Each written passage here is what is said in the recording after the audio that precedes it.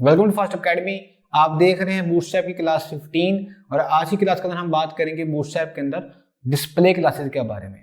तो आज बेसिकली हम ये सीखेंगे कि हम बूटस्ट्रैप के अंदर डिस्प्ले क्लासेस को कैसे इस्तेमाल कर सकते हैं। तो मैं आपको करता हूँ रिकमेंड कि अगर आपने अभी तक मेरी CSS की क्लास 26 नहीं देखी तो आप पहले वो देख लें, क्योंकि उसके अंदर मैंने आपको अच्छी तरह से किया एक्सप्लेन कि डिस्प्ले ब्लॉक क्या होता है, डिस्प्ले इनलाइन क्या होता है और डिस्प्ले ब्लॉक इनलाइन क्या होता है। तो अगर आप वो क्लास पहले देख लेंगे CSS की क्लास 26 तो आपके लिए आसानी हो जाएगी बूटस्ट्रैप की इस क्लास को समझना। तो जैसा कि आप जानते हैं कि मैंने आपको CSS की क्लास 26 में ये सिखाया था और मैंने आपको जो HTML के अंदर भी सिखाया था कि बूटस्ट्रैप के अंदर HTML के अंदर जो टैग्स होते हैं या तो होते हैं वो ब्लॉक या वो होते हैं इनलाइन। ठीक है, तो अगर आप चाहते हैं कि आपने टैग्स को अगर वो है ब्लॉक उनको करना है चेंज इनलाइन के अंदर, या पहले से वो है इनलाइन में और आपने चेंज करना है ब्लॉक में, या आपने उनको चेंज करना है इनलाइन ब्लॉक में, तो उसके लिए वो हम कैसे करते हैं वो हमने CSS के साथ सीखा था। लेकिन अब हम चाहते हैं कि हमने वही काम दोबारा बूटस्ट्रैप की हेल्प के साथ भी करना है, तो हम सीखेंगे हमारी आज की क्लास के अंदर। तो उसके लिए जो हमारे पास क्लासेज हैं वो पहले हम देख लेते हैं, उसके बाद हम देखते हैं सिंटैक्स क्या है।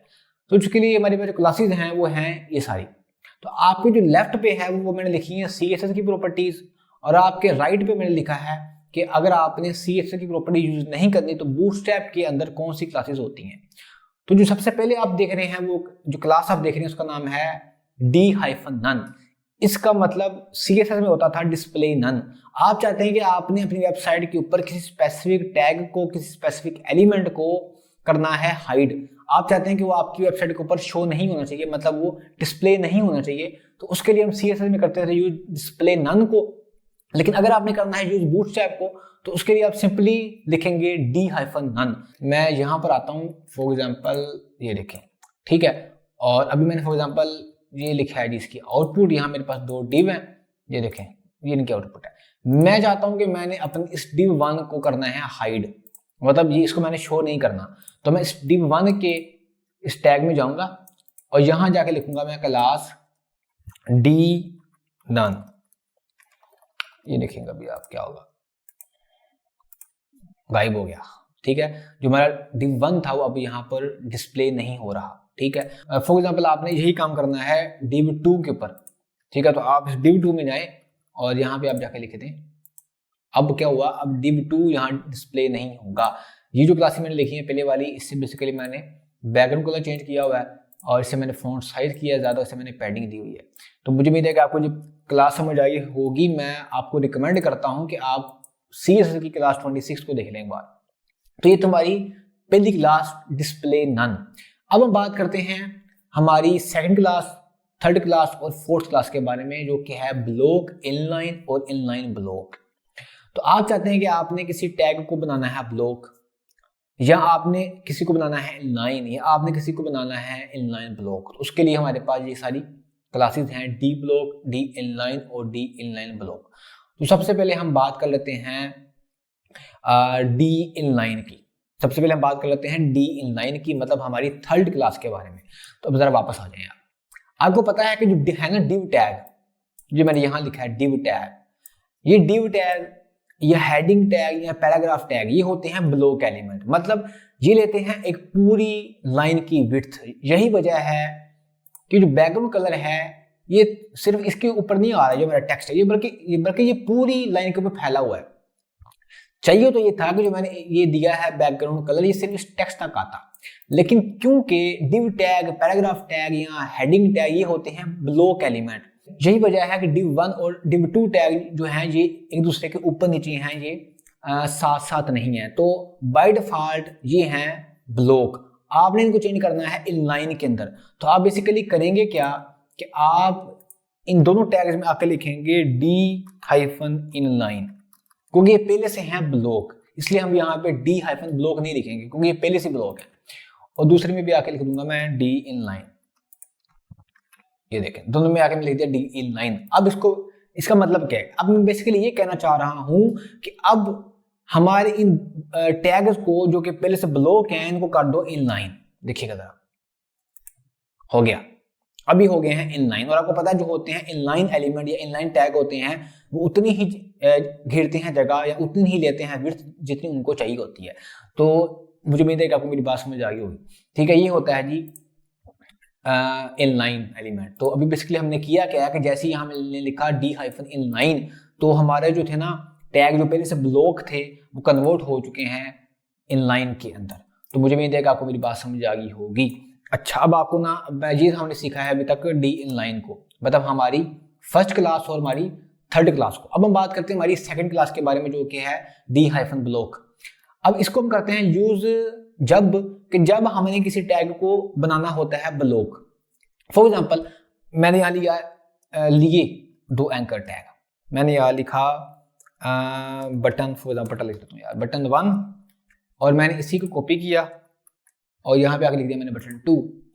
अब आप बेसिकली देखेंगे ये कि दोनों टैग्स पहले से ही एक दूसरे के साथ साथ ही हैं। क्यों हैं? क्योंकि आपको पता है जो एंकर टैग होता है या कुछ ऐसे टैग और भी होते हैं वो होते हैं इनलाइन, मतलब वो उतनी ही जगह घेरते हैं जितनी उनको चाहिए होती है। लेकिन मैं चाहता हूं ऐसा नहीं होना चाहिए, मैंने इन टैग्स को बनाना है ब्लॉक, जो पहले से है इनलाइन है, मैंने इनको बनाना है ब्लॉक, मतलब ये अब एक पूरी लाइन की जगह घेरें। तो वो अब हम देख लेते हैं। तो अब मैं आपको ना करके दिखाता हूं। ये देखें, सबसे पहले ना मैं करता ही हूं कि मैं लेता हूं यहाँ पर क्लास टैग, और मैं ना इनको सबसे पहले तो ना दे देता हूं कुछ बैकग्राउंड कलर। ठीक है, इसको देता हूं मैं डेंजर। इतनी तो आपको बूस्टअप अब तक आ ही चुकी होगी ना, ये देखें। तो वो तो वैसे गैप हो गया यार, तो मैं ना इसके साथ दे देता हूं यहाँ पर टेक्स्ट हाइफन, और इसको मैं कर लेता हूं वार्निंग। देखें जरा, ऐसे बन गया जैसा भी है। अब देखें, अब ये है इनलाइन, मैंने करना है कन्वर्ट इसको ब्लॉक में। अब मैं यहां पर आऊंगा दोनों में, और दोनों में आके यहां लिख दूंगा मैं d-block। अब d-block का मतलब ये है कि हमारी जो टैग जो पहले से इनलाइन है इनको ब्लॉक में कन्वर्ट कर दो। आपको पता है जो ब्लॉक टैग होते हैं वो कुछ ऐसे होते हैं। कैसा? अब ये पूरी लाइन की जगह घेर रहे हैं, और यही वजह है कि जो बैकग्राउंड कलर है पूरी लाइन के ऊपर आ गया है, और यही वजह है कि अब एक दूसरे के ऊपर नीचे आ रहे हैं। अगर आपने CSS की क्लास नहीं भी देखी अभी तक, तो अब आपको फिलहाल आइडिया हो गया होगा कि ब्लॉक और इनलाइन में फर्क क्या होता है। तो अब हमने हमारी फर्स्ट, सेकंड, थर्ड क्लास को देख लिया। अब हम बात करते हैं हमारी फोर्थ क्लास को, जो कि है डिस्प्ले इनलाइन ब्लॉक। इससे पहले मैंने आपको, जब आपको सिखा रहा था CSS की क्लास 26, वहां मैंने आपको ये स्लाइड शो की थी कि ब्लॉक एलिमेंट और इनलाइन एलिमेंट में क्या फर्क होता है। तो आपसे मेरी ये है रिक्वेस्ट कि आप वीडियो को पोस्ट करके अभी ये सब कुछ देख लें कि अभी इसमें मैंने क्या लिखा है, और ब्लॉक एलिमेंट क्या होता है और इनलाइन एलिमेंट क्या होता है।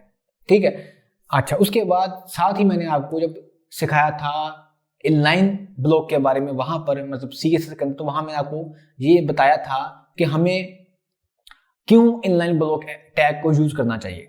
ठीक है, अब मैं आपको कर देता हूं एक बार फिर से रिपीट। अगर तो आपने किसी टैग को बनाना है ब्लॉक, मतलब वो पहले से है inline, for example anchor tag, और आपने उसको बनाना है ब्लॉक, मतलब वो पूरी लाइन की विड्थ ले और अपने साथ किसी को आने ना दे, फिर तो कोई टेंशन ही नहीं है। आप इस्तेमाल कर लें बूटस्ट्रैप के अंदर d-block, या CSS के अंदर आप जाएं और वहां जाके आप लिख दें डिस्प्ले ब्लॉक। लेकिन प्रॉब्लम आती है जब आप ने किसी ब्लॉक एलिमेंट को या किसी ब्लॉक टैग को करना होता है कन्वर्ट इनलाइन के अंदर। तो उसके लिए बेसिकली आप पहले ये करते थे कि आप वहां लिखते थे d-inline बूटस्ट्रैप के अंदर, या CSS में आप जाके लिखते थे डिस्प्ले इनलाइन। लेकिन वो इनलाइन हो तो जाता था, लेकिन उससे प्रॉब्लम ये होती थी कि उसको जब भी हम टॉप से या बॉटम से पैडिंग या मार्जिन देते थे, तो वो पैडिंग वहां काम नहीं करती थी या मार्जिन वहां पे काम नहीं करता था। जहां मैंने लिखा भी हुआ है, जरा आप यहाँ पे देखें कि जब भी आप जो भी होता है ना इनलाइन एलिमेंट जो भी होता है, उसके ऊपर और नीचे से, मतलब टॉप और बॉटम से मार्जिन और पैडिंग सही से काम नहीं करती। उससे बेसिकली होता ये था कि हमारा जो लेआउट है वो खराब हो जाता था। तो इसलिए हमें इनलाइन टैग्स को यूज नहीं करना चाहिए, मतलब हमें डिस्प्ले इनलाइन या d-inline यूज नहीं करना चाहिए। हमें ये चाहिए कि हम अपने टैग्स के साथ कुछ ऐसा करें कि वो इनलाइन भी रहे, मतलब वो एक दूसरे के साथ एडजस्ट भी हो जाए और उसके ऊपर ये पैडिंग और मार्जिन भी काम करे। तो उसके लिए हम इस्तेमाल करते थे इनलाइन ब्लॉक को। बेसिकली इनलाइन ब्लॉक के अंदर जो है ना पावर्स प्रॉपर्टीज वो ब्लॉक की भी हैं और इनलाइन की भी हैं। तो जब भी आप लिखते हैं इनलाइन ब्लॉक तो उससे बेसिकली होता ही है कि वो इनलाइन ही रहता है, वो अपने साथ किसी को आने देता है लेफ्ट पे राइट पे, वो उतनी ही जगह घेरता है जितनी उसको चाहिए, लेकिन साथ साथ वो हमारा काम आसान ये कर देता है कि उसको पैडिंग भी दे सकते हैं, आप उसको मार्जिन भी दे सकते हैं और आप उसको अपनी मर्जी की हाइट और विड्थ भी दे सकते हैं जो कि हम इनलाइन में नहीं दे सकते थे। तो अभी आपको समझ नहीं आई तो आप 26 क्लास देख रहे हैं। अभी यहाँ पे जाता हूँ, अभी यहाँ मैं आपको ना बताता हूँ, करके दिखा देता हूँ। अभी ना ये है हमारे पास, फॉर एग्जाम्पल मैं इसको वापस लेता हूँ, ये देखें, ये देखें, आपको पता है जो हमारे पास है ना ये वाले एंकर टैग ये हैं बाय डिफॉल्ट इनलाइन है, मैंने अभी तक कोई छेड़ा नहीं है, पहले से इनलाइन है। लेकिन अगर मैं इनको पैडिंग या मार्जिन दूंगा ना तो सही से काम नहीं करेगा। ये देखें मैं बेसिकली करता ये हूं कि मैं ना यहाँ पे लिखता हूँ फॉर एग्जाम्पल पैडिंग टॉप -5। अब देखें इतना कोई फर्क ही नहीं पड़ा, हालांकि मैंने इसको काफी ज्यादा पैडिंग दी है, ठीक है। हाँ अगर मैं चारों साइड से पैडिंग देता हूं तो फिर देखें क्या होगा। अब हुआ बेसिकली ये है कि पैडिंग नीचे से तो आई है, आ गई है, लेकिन ऊपर से क्या हुआ है, मतलब हमारा लेआउट खराब हो चुका है। तो ये होती है प्रॉब्लम इनलाइन के साथ। दूसरी प्रॉब्लम जो होती है इनलाइन के साथ ये होती है कि उसको विड्थ नहीं मिलती। फॉर एग्जांपल मैं अगर यहाँ दूं विड्थ 50% W, कोई विड्थ नहीं मिली उसको, तो ये होती है प्रॉब्लम इनलाइन के साथ। तो अगर आपने इसको ये सब कुछ आप चाहते हैं कि ये ना हो तो आप बेस्ट ये होता है कि आप यहां पर आके लिखें D-inline ब्लॉक, D-inline ब्लॉक। अब देखें अभी तक तो ठीक है, अब जरा आप गौर करें कि अभी तक जो इनलाइन ही है, हुआ कुछ नहीं है, लेकिन अब इसके अंदर कुछ ब्लॉक की प्रॉपर्टीज भी आ गई हैं। अब आप इसको विड्थ भी दे सकते हैं और अब आप इसको पैडिंग वगैरह भी दे सकते हैं जो हम पहले नहीं दे पा रहे थे। अभी आपको करके दिखाता हूँ। एग्जांपल अब मैंने यहाँ देता हूँ उसी को दोबारा, पैडिंग टॉप -5। कैसा आपने देखा कि अब इसको पैडिंग ऊपर से मिली है जो पहले नहीं हो रहा था, ठीक है। अगर मैं इसको सिर्फ दूं चारों साइडों से, देखें चारों साइडों से पैडिंग इसको मिल रही है। अब ये इनलाइन भी है और ब्लॉक भी है, बस ब्लॉक की एक प्रॉपर्टी इसके अंदर नहीं आएगी, वो ये वाली कि ये पूरी लाइन की जगह नहीं घेरेगा। अच्छा अब इसको मैं विड्थ थोड़ी देख के देखता हूं, विड्थ 50%, कैसा विड्थ भी मिल रही है। तो मुझे भी देखा मेरी बात समझ आई होगी अगर आपने इस क्लास को गौर के साथ समझा है। अच्छा जी, अभी तक मैंने आपको पहली जो 4 क्लासेस हैं वो सिखा दी हैं। उसके बाद जो आप देख रहे हैं क्लासेस फ्लैक्स ग्रिड या inline flex, inline grid table, इसको हम हमारी आने वाली क्लासेस के अंदर समझेंगे। अब हम इसके साथ देख लेते हैं इसको करके रिस्पॉन्सिव। अभी यहाँ पे जरा गौर करें कि जब भी मैं D-none, D-block, D-inline लिखता हूं ना तो ये प्रॉपर्टी जो है ये हर साइज के ऊपर सेम ही काम करती हैं, लेकिन मैं चाहता हूं कि मैंने इसको हर डिवाइस के लिए चेंज करना है। फॉर एग्जांपल मैं आपको देता हूं मिसाल, एक मिसाल ये है कि मैं चाहता हूं कि फॉर एग्जांपल जो मेरा है ना, ये देखें जरा भैया मेरे पास, आपको पता ही है कि मैं इसको भी खत्म कर देता हूं भी आपको थोड़ा सा सिखाने के लिए। ये देखें, ये देखें, अच्छा जी क्या कर दिया भाई, ये भी खत्म करना पड़ेगा यार, इनलाइन है ये तो। अब आपको पता है कि अगर आप इस्तेमाल करते हैं D-none तो किसी भी टैग के ऊपर, तो आपको पता है कि वो हो जाएगा हाइड, मतलब वो डिस्प्ले नहीं होगा और वो किसी भी स्क्रीन के ऊपर डिस्प्ले नहीं होगा। मैं करके दिखाता हूँ D-none, ये देखें अब ये हर साइज की स्क्रीन के ऊपर ये हो चुका है हाइड। इधर देखें भी लें आप एक बार, देखें हर ब्रेक पॉइंट के ऊपर ये हाइड ही रहना है, लेकिन आप चाहते हैं ऐसा नहीं होना चाहिए। आप चाहते हैं कि आप खुद करें कंट्रोल कि कहां तक ये हाइड रहे और कहां तक ये आपको ये शो होना स्टार्ट हो जाए। तो उसके लिए होती हैं बूटस्ट्रैप के अंदर कुछ ब्रेक पॉइंट क्लासेस। तो उसका जो है ना सिंटैक्स वो होता है कि सबसे पहले आप लिखेंगे D-, उसके बाद आप लिखेंगे अपना break point, for example small, medium, large, extra large, extra extra large, उसके बाद आप लिखेंगे वैल्यू, वैल्यू मतलब non block, inline, inline block. और आपको पता है एक्स्ट्रा स्मॉल के लिए बूटस्ट्रैप के अंदर कोई स्पेसिफिक नहीं होती, क्योंकि जो मतलब आप एक्स्ट्रा स्मॉल लिखें या ना लिखें एक ही बात है। अच्छा जी, मैं आपको करके दिखाता हूँ। फॉर एग्जाम्पल आप चाहते हैं कि जो मेरे पास ना div1 टैग, आप चाहते हैं कि वो सिर्फ एक्स्ट्रा स्मॉल के ऊपर हाइड हो जाए। मतलब जैसे ही जो हमारी वेबसाइट फोन के ऊपर खोले, मतलब एक्स्ट्रा स्मॉल साइज की डिवाइस के ऊपर खोले, तब हमारा div1 टैग हाइड हो जाए। उसके अलावा जो भी बाकी हैं ब्रेक पॉइंट, उनके ऊपर वो शो होना चाहिए। फॉर एग्जाम्पल यहाँ मैं आता हूँ, ये वाला अभी तो आपको पता है कि ये सबके ऊपर ही शो होगा हमारा div1, ठीक है। लेकिन मैं चाहता हूँ कि जैसे ही मैं एक्स्ट्रा स्मॉल के ऊपर जाऊं तो div1 हो जाए हाइड, मतलब डिस्प्ले ना हो। तो उसके लिए आपने बेसिकली करना ही है कि आप यहाँ पर आएंगे और यहाँ पे आप आगे लिखेंगे d-none। इसका मतलब है कि इसको शो ना करो, लेकिन इसको शो करो तुम d-small -block। अब इसका मतलब क्या, आपको पता है जो हमारा होता है ना div टैग, वो बाय डिफॉल्ट ब्लॉक होता है। अब इसका मतलब ये है कि स्मॉल और स्मॉल से ऊपर जो भी ब्रेक पॉइंट हैं उनके ऊपर ये हो जाएगा ब्लॉक, मतलब ये शो होगा। और स्मॉल से नीचे आपको पता है होता है एक्स्ट्रा स्मॉल, तो उसके ऊपर ये शो ही नहीं होगा। दोबारा सुन लें, स्मॉल और स्मॉल से ऊपर मीडियम, लार्ज, एक्स्ट्रा लार्ज, उन सब के ऊपर ये शो होगा ब्लॉक, क्योंकि ये पहले से ब्लॉक ही होता है। लेकिन स्मॉल से नीचे आपको पता होता है एक्स्ट्रा स्मॉल, तो उसके ऊपर ये शो ही नहीं होगा। जरा देख लें, शो हो रहा है। जैसे ही जाऊंगा मैं एक्स्ट्रा स्मॉल के ऊपर, देखें हाइड हो गया, हाइड हो गया। कैसा, मुझे उम्मीद है कि मेरी बात समझ आ गई होगी। यहां हम एक चीज और भी करके देखते हैं।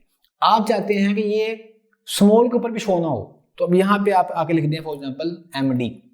अब इससे बेसिकली ये होगा कि मीडियम और मीडियम से ऊपर वाले जो है ना ब्रेक पॉइंट, लार्ज मतलब मीडियम, लार्ज, एक्स्ट्रा लार्ज, इन सब के ऊपर ये शो होगा। लेकिन मीडियम से नीचे वाली जो साइजेस की है ना डिवाइसेज या ब्रेक पॉइंट, उनके ऊपर ये शो ही नहीं होगा। देखें कैसा, अभी आपको स्मॉल के ऊपर भी शो नहीं होना, ये स्मॉल पे भी शो नहीं हो रहा। तो ये अभी मैंने आपको करके दिखाया। मुझे उम्मीद है कि आपको मेरी बात जो है वो समझ आ रही होगी।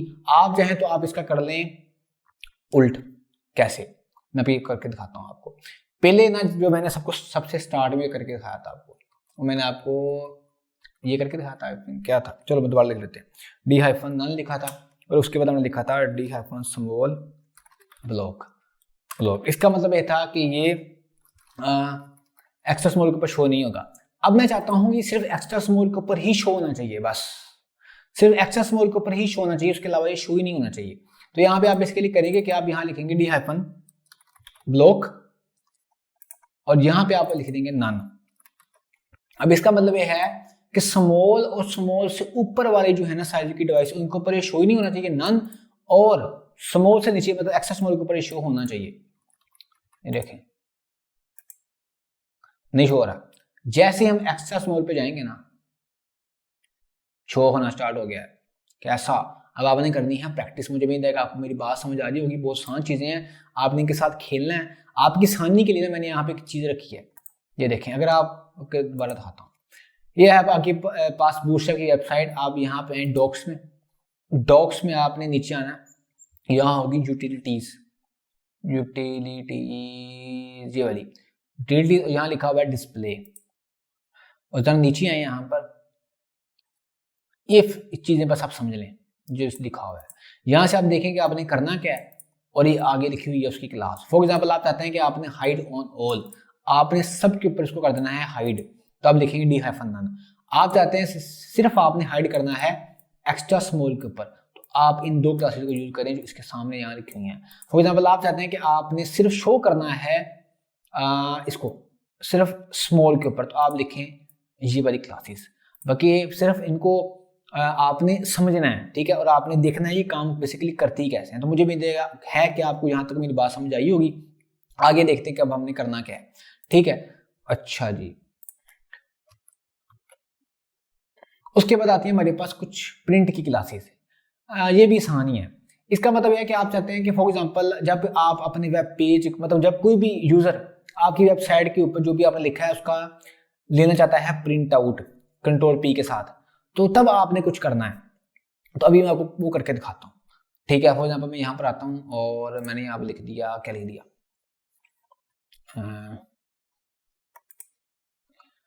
ठीक है जी लिखा हुआ, जो भी लिखा हुआ ये देखें, ये लिखा हुआ मैंने। अब आप चाहते हैं कि जैसे ही कोई बंदा आपकी वेबसाइट का जो वेब पेज है कंट्रोल पी के साथ उसका प्रिंट आउट लेने लगे, तो तब div1 टैग शो ही नहीं होना चाहिए। मतलब वैसे तो शो होना चाहिए, जब उसका प्रिंट आउट लिया जाए तब div1 टैग शो ही नहीं होना चाहिए। उसके लिए यहाँ पर कुछ क्लासेस लिखी हुई है, जैसे पहली जो क्लास है वो है d-print-none। ये अभी करके दिखाता हूँ आपको, ये देखें जरा, आप यहाँ पर आता हूँ मैं और मैं यहाँ लिखूंगा d-print-none। देखें अभी तो आपको शो होगा, हो भी रहा है, अच्छी बात है। मैं करता हूँ कंट्रोल पी, देखा आपने यहाँ पे div2 टैग लिखा है, यहाँ div1 टैग शो ही नहीं हो रहा। तो इसका मतलब यह है कि हमारा कोड काम कर रहा है कि जैसे भी हमारा यूजर वेबसाइट का प्रिंट आउट लेने लगेगा तो वो शो ही नहीं होगा।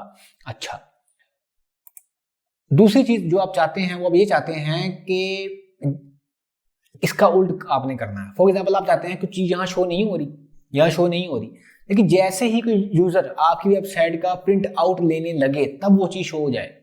आसान है ना, अच्छी चीज है ना, दिखाता हूं भी करके। देखें सबसे पहले तो आपको पता है यहाँ पे आप लिखेंगे d-none। अब आपको पता है कि जो हमारा है ना पहले वाला टैग, मतलब इसका बैकग्राउंड बिल वही शो ही नहीं होना, लेकिन आप चाहते हैं कि जब इसका प्रिंट आउट दिया जाए तब ये शो होना शुरू हो जाए। तो उसके लिए आप यहाँ पे लिखें d-print-block। ब्लॉक क्यों लिखा? क्योंकि आपको पता है div1 टैग पहले से ही ब्लॉक होता है। अगर आप यही काम कर रहे हैं किसी एंकर टैग के ऊपर तो आप यहाँ लिखेंगे d-print-inline। अच्छा, मैंने यहाँ कर दिया ब्लॉक। अब इससे बेसिकली होगा ये कि अब ये किसी भी साइज की डिवाइस के ऊपर शो तो नहीं होना, लेकिन जब आप लेंगे इसका प्रिंट आउट तो d1 टैग शो हो रहा है। कैसा है? आसान चीज है ना। तो मुझे भी दिया है कि आपको मेरी बात समझ आई होगी। बेसिकली ना आपने गौर किया होगा कि मैंने आपको इन क्लासेस के बारे में ज्यादा नहीं बताया। क्यों नहीं बताया? क्योंकि हम तकरीबन 12-13 क्लासेस से इन ब्रेक पॉइंट को सीख रहे हैं और आज मैंने आपको ये सब कुछ यहाँ दिखाया। मैं चाहता हूँ कि आप ये सब कुछ जो भी आपने करना है उसके अगेंस्ट जो यहाँ मैंने क्लास दी हुई है, मतलब मैंने दी, बूस्टरवेल ने दी हुई है, आप इसको समझें और आप इसको इम्प्लीमेंट करके देखें। फॉर एग्जाम्पल आप चाहते हैं कि आपने किसी स्पेसिफिक टैग को सिर्फ लार्ज के ऊपर हाइड करना है, तो उसके लिए ये क्लासेस हैं। प्रैक्टिस करें, सिर्फ वीडियोस देखने से कुछ नहीं होता, ठीक है? प्रैक्टिस किया करें। लास्ट पे मेरी कुछ क्लासेस हैं, मैं चाह रहा था लगी हाथ, मैं आपको वो भी सिखा देता हूँ। बाकी उससे पहले जरा आप ये देखें कि ये मैंने यहाँ कुछ लिखा हुआ था, इसको मुझे याद नहीं रहा। ये देखें, इतनी वैसे इंपॉर्टेंट तो था नहीं। ये कुछ ऐसे है। फॉर एग्जाम्पल आप चाहते हैं कि आपने किसी स्पेसिफिक स्क्रीन की साइज के ऊपर आपने किसी कॉलम को करना है हाइड। फॉर एग्जाम्पल मैं चाहता हूँ कि जैसे ही मैं स्मॉल से नीचे जाऊँ तो मुझे कॉलम 2 शो ही नहीं होना चाहिए। तो वो मैं आपको करके दिखा देता हूँ एक बार दोबारा से। तो कॉलम 2 में जाऊँगा मैं और यहाँ पे जाके लिखूंगा, मैं क्या लिखूंगा, मैं लिखूंगा डिस्प्ले नन। अब आपको पता है ये किसी भी साइज के ऊपर शो ही नहीं होना, मतलब किसी भी ब्रेक पॉइंट पे शो नहीं होना, लेकिन हम ऐसा तो नहीं चाहते। तो यहाँ लिख दूंगा मैं d-md-block। अब इसका मतलब ये है कि हमें ये मीडियम और मीडियम से ऊपर तो शो होगा, लेकिन स्मॉल और एक्स्ट्रा स्मॉल के ऊपर शो ही नहीं होगा। देखें जरा, अब देखें, गया, देखा आपने? तो ये आप करते हैं जब आपने अपनी वेबसाइट के ऊपर कुछ ऐसा करना होता है कि कोई चीज, कोई टैग, कोई भी एलिमेंट है जो भी आपने क्रिएट किया है, आपने उसको किसी स्पेसिफिक ब्रेक पॉइंट के ऊपर शो ही नहीं कराना, या आपने उसको किसी स्पेसिफिक ब्रेक पॉइंट के ऊपर शो करवाना है, तो उसके लिए ये सब कुछ होता है। अब आप इसके साथ खुद से खेलें। लास्ट पे कुछ क्लासेस रहती हैं हमारी, वो बता रहा हूँ करके। जरा देखें, जरा आप यहाँ पर आए। वो ये है कि आपने गौर किया होगा कि जब भी आप किसी क्लास के ऊपर डिस्प्ले नन लगाते हैं ना, तो वहां से हो जाता है वो गायब और उसकी जगह दूसरा टैग आके ले लेता है। फॉर एग्जाम्पल अभी मैंने div2 के ऊपर लिखा हुआ है d-none। अब इससे होगा ये कि call2 की जगह आ जाएगा call3। आ गया ना? इसका मतलब यह है कि यहाँ से अब कॉल टू खत्म हो गया। अब ऐसा नहीं चाहते, आप चाहते हैं, आप चाहते तो आप ये हैं कि ये स्पेसिफिक टैग आपकी वेबसाइट के ऊपर शो नहीं होना चाहिए। यही वजह है कि आपने यहाँ पे किया है यूज d-none को। लेकिन आप चाहते हैं कि जब वो यहाँ से हाइड हो तो उसकी जगह यहाँ पे कोई आके ना ले। मेरी बात समझ रहे होंगे आप, जहां पर वो था बस वहां से हाइड हो जाए और उसके आसपास का जो लेआउट है वो खराब ना हो, कोई भी दूसरा टैग उसकी जगह आके ना ले। तो उसके लिए आपने बेसिकली करना है क्या कि आपने इसको यूज नहीं करना, आपने यहां पे यूज करना है सिर्फ इनविजिबल को। इनविजिबल इसका मतलब है कि ये आपको दिखना बंद हो जाएगा, लेकिन ये होगा वहीं पर। देखा आपने? अब दोबारा देख लें, हमारा कॉल टू यहां पे था, मैंने यहां लिख दिया इनविजिबल। अब ये शो नहीं होगा, लेकिन इसकी जगह भी किसी और ने आके नहीं ली। बाय डिफॉल्ट जो वैल्यू होती है वो होती है विजिबल। अब इसको लिखें या ना लिखें फर्क नहीं पड़ता, ठीक है। और लास्ट में मैंने आपको हमारी क्लास 14 में ये करके दिखाया था कि अगर आपने किसी भी स्पेसिफिक क्लास को देखना है उसकी CSS में क्या लिखा है, तो आप यहाँ से देख सकते हैं। जैसे जब आप लिखते हैं क्लास इनविजिबल तो उससे ये वाली प्रॉपर्टीज होती हैं इम्प्लीमेंट, विजिबिलिटी डॉट हिडन, ये बेसिकली CSS की कुछ प्रॉपर्टीज हैं। तो मुझे उम्मीद है कि आपको ये क्लास समझ के अंदर आई होगी। आपने बेसिकली CSS की क्लास 26 भी देखनी है और उसके बाद आपने इस क्लास को प्रैक्टिस भी करना है। तो आज के लिए बहुत आसान काम था जो मैंने अभी अब तक आपको करके दिखाया। ओके, तो बेसिकली आज की क्लास के अंदर हमने ये सीखा कि बूटस्ट्रैप के अंदर डिस्प्ले क्लासेस को हम किस तरह से यूज कर सकते हैं। तो मुझे उम्मीद है कि आपको ये कॉन्सेप्ट, ये क्लासेस समझ के अंदर आई होंगी। तो आज के लिए इतना ही, अपना ख्याल रखिएगा और अपने चैनल का भी। मिलते हैं बूटस्ट्रैप की क्लास 16 के अंदर। बूटस्ट्रैप की प्रीवियस क्लास देखने के लिए लेफ्ट वाली वीडियो पर क्लिक करें और बूटस्ट्रैप की नेक्स्ट क्लास देखने के लिए राइट वाली वीडियो पर क्लिक करें।